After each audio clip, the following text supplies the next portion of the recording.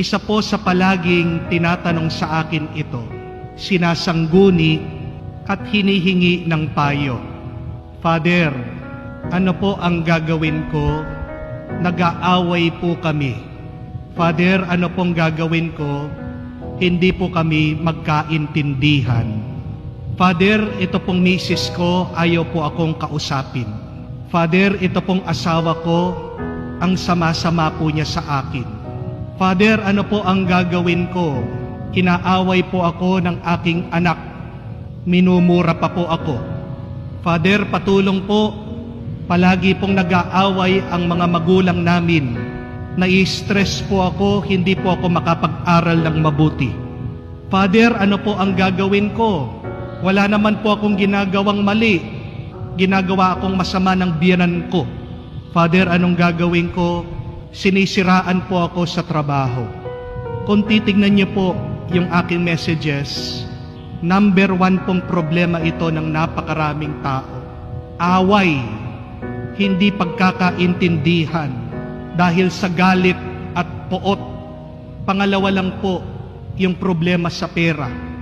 Pangatlo po, yung problema sa pangangaliwa ng asawa. Number 1 po ito. Halos lahat may ganitong pagsubok na dinadaanan. At ano po ang madalas na sagot ko? Napakasimple lang. Mag-usap kayo. Pero bago kayo mag-usap, magdasal kayo bago kayo mag-usap. Napakasimple lang po ng solusyon. Pero bakit hindi magawa-gawa? 2 dahilan. Una, natatakot. Natatakot po ako kung anong sasabihin ng asawa ko. Natatakot po ako kung anong sasabihin ng biyenan ko. Natatakot po ako kung anong sasabihin ng magulang ko. Takot. Pero ang pangalawang dahilan bakit ayaw makipag-usap, pride. Kataasan ng loob. Bakit po ako makikipag-usap? Siya naman yung may kasalanan. Habang meron 2 nito, talagang hindi ka makikipag-usap at walang solusyon dun sa away nyo. Pero ito ang pinakamabilis na solusyon. Kahit po ang ating Panginoon, yan po ang payo niya. The conflict management style of Jesus is to just talk. Mag-usap kayo. Ano yung payo ni Jesus? Pag meron kang kaaway, pag merong masama sa iyo, kausapin mo siya, kayo munang 2. Pag ayaw makinig sa iyo, magsama ka ng iba, kaibigan mo, kausapin niyo siya. Pag ayaw makinig sa inyo, magsama pa kayo ng mas marami, dalhin mo siya sa simbahan, kausapin niyo siya. Talk, talk, and talk. Communicate, communicate, communicate. At ano pang sabi ng Panginoon? Bago ka mag-alay ng hain, bago ka magdasal, bago ka pumunta sa templo, kung naalala mo, meron kang galit, meron kang sakit ng loob, meron kang poot, iwanan mo muna ang iyong alay, dumiretso ka, kausapin mo yung taong iyon. Ano po yung ibig sabihin ng turo ni Jesus na iyon? The resolution of our problems, of our misunderstanding, is a priority. Unang-una yan. Tingnan niyo po, unang-una mo dapat ayusin bago ka magdasal. Kasi walang kwenta yung pagdarasal mo, pagbibigay mo ng papuri sa Diyos, kung meron kang kinikimkim na galit. Ang tanong, posible ba na makipag-usap sa taong may puot at galit? The good news is, it is possible to talk to persons even if they are full of anger and evil thoughts. Yan po yung ating pagbasa ngayon eh. Ang ganda sa unang pagbasa. Kwento po kay Haring Saul. Sumakit ang loob niya. Kasi naririnig niya yung mga tao, mas gusto nila si David. Narinig niya doon sa kanta nila. Kaya nga po nagtanim daw ng sakit ng loob, ng sama ng loob, ng galit. Itong si Haring Saul, papatayin ko yan. Sino ba siya? Hindi pa siya hari. Kinukuha na yung aking posisyon. Naramdaman po ng anak ni Haring Saul, si Jonathan, itong galit ng kanyang ama.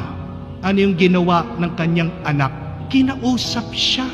Kasi kung hindi niya kakausapin ng kanyang ama, magpapatuloy itong sama ng loob niya, baka nga mapatay niya yung kaibigan niya, si David.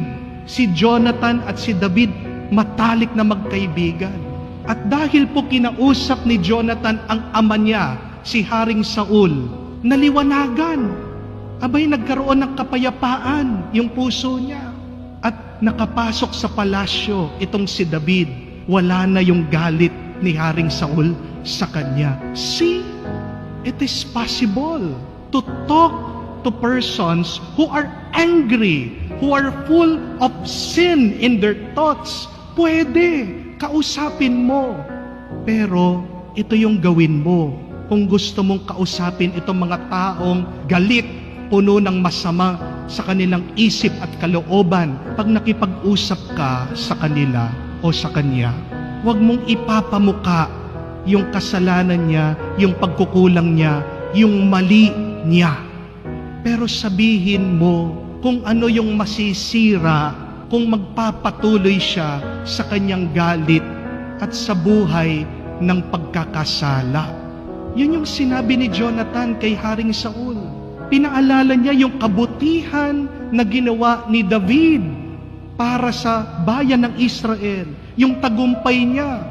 Baka naman tayo nakalimutan niyo na yung ginawa na mabuti ni David para sa inyo, para sa ating bayan.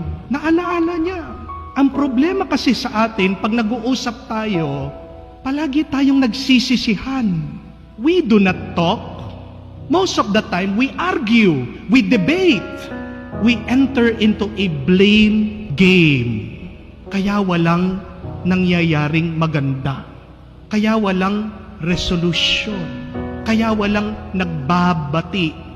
Pero pag nag-usap kayo at pinag-usapan nyo kung ano yung mawawala, kung ano yung masisirang mabuti at maganda, kung magpapatuloy kayo sa inyong away, kung magpapatuloy kayo sa inyong galit, kung magpapatuloy kayo sa inyong poot, maliliwanagan kayo. Kung makikipag-usap ka, tandaan mo, magdasal ka. Humingi ka ng kaliwanagan sa banal na Espiritu bago mo kausapin itong taong may galit sa iyo, itong taong kaaway mo, itong taong hindi mo maintindihan. At pag nag-usap kayo, huwag mong ipapamuka na siya mali, ikaw tama.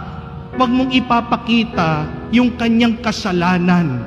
Pero pag-usapan nyo kung paano nyo maayos itong inyong relasyon.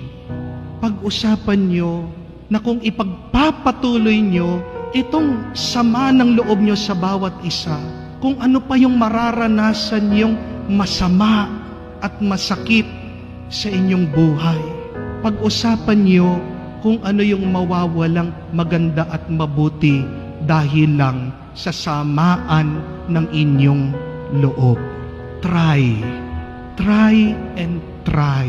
Huwag kang susuko. Alam din ng Panginoon mahirap ito eh. Kaya nga ang payo niya, paulit-ulit, palagi, posible, maaari. Yan yung ating mabuting balita. Pero hindi mangyayari kung hindi natin susubukan.